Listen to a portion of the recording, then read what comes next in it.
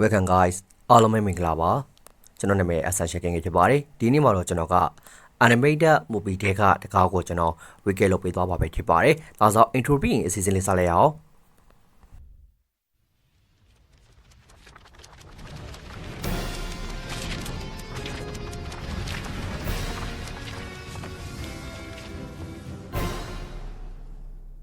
ဇလိုင်းရဲ့ဆာမှာတော့နာမည်ကျော်စွတ်သားရှာပွဲတူ Lava Cats က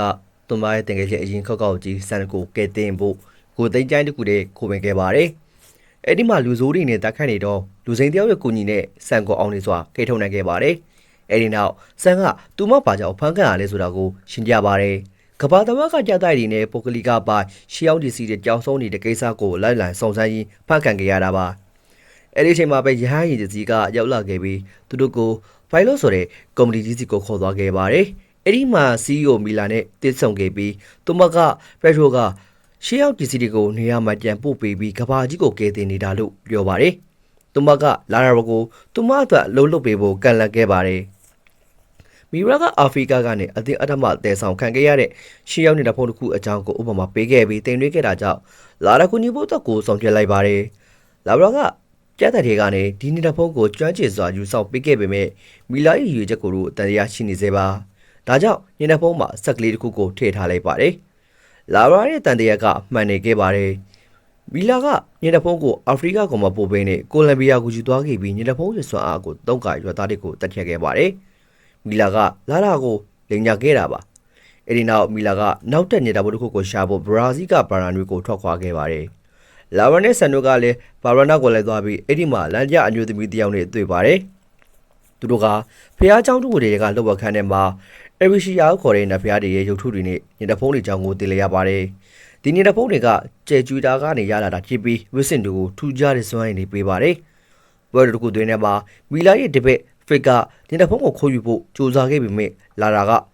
တားဆီးနိုင်ခဲ့ပါတယ်ဒါပေမဲ့ဖစ်ကခလီတယောက်ကိုအန်နေပြုတ်ပြီးထွက်ပြေးဖို့ကြိုးစားတဲ့အခါလမ်းကျညွှန်သမီးကလှိုင်းလုံးကြီးတွေကိုတုံးပြီး Fritz ကိုတားဆီးလိုက်ပါတယ်။တကယ်တော့အဲ့ဒီညွှန်သမီးကလှိုင်းလုံးတွေကိုအဆူရတဲ့နဖျားလမ်းမေးကကြည့်နေတာပါ။မီလာကတော့နောက်တဲ့ညတမုတ်တွေကိုထတ်ရှာနေစေပါ။လာယာတို့ကအာဖရိကကနင်းညုတ်နေတဲ့တင်မိုးသစီပေါ်မှာနောက်ထပ်ညတဖုံးတစ်ခုရှိနေတာကိုသိလျရပါတယ်။ရေအောက်မှာဖိနဲ့တက်ခတ်ရင်လာရာကညတဖုံးတစ်ခုရခဲ့ပေမဲ့ဖစ်ကနောက်တစ်ခုကိုယူသွားခဲ့ပါတယ်။လာယာယူလာခဲ့တဲ့ညတဖုံးကကူးသားနိုင်စွမ်းရှိတဲ့ Tribro နဖျားရဲ့ညနေဖုံးဖြစ်နေတာပါအဲဒီတော့မှသူတို့ကအီရှူလို့ခေါ်တဲ့နဖျားနဲ့ဆုံသေးခဲ့ပါတယ်အီရှူကသူတို့ကိုတဲဝူစီကိုခေါ်သွားခဲ့ပါတယ်ဒါပေမဲ့မီလာရောက်လာခဲ့ပြီးတော့ထဲဖို့နဲ့အမွာညမကိုတက်ပြီးညနေဖုံးစွမ်းအားကိုရယူသွားပါတယ်လာယာကမီယာကိုကြစ်ခတ်ခဲ့ပေမဲ့မီလာကတော့ညနေဖုံးစွမ်းအားနဲ့ပြန်လဲကုသသွားခဲ့ပါတယ်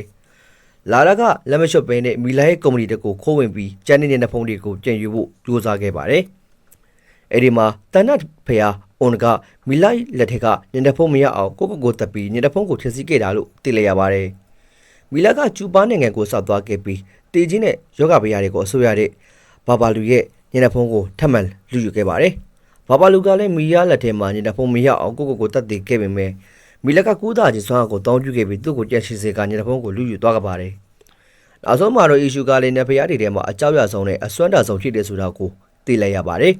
သူကတခြားနဖျားတွေရဲ့စွမ်းအားတွေကိုပါခိုးယူနိုင်ပါတယ်။အီရှူကသူ့ရဲ့ကြောက်ဆုံးနေတဲ့ညနေဖုံးကိုချသွေးသွားပြီးစွမ်းအားတွေကျန်လာပါတယ်။မီလာနဲ့သူ့ရဲ့တပည့်တွေရောက်လာတဲ့အခါမှာအီရှူကတခြားနဖျားတွေကိုစူးစီးခဲ့ပြီးပြန်လည်တိုက်ခတ်ခဲ့ပါတယ်။အီရှူကမီလာစီကညနေဖုံးတွေအားလုံးကိုပြန်လည်သိမ်းပိုက်နိုင်ခဲ့ပြီးမီလာကိုလည်းအကျက်ရှင်းလိုက်ပါတယ်။ရွာသူရွာသားတွေကလည်းငင်းချမ်းကြီးကြံရလာတာကြောင့်ပျော်ရွှင်စားနေပဲစင်သွင်းကြပါတော့တယ်။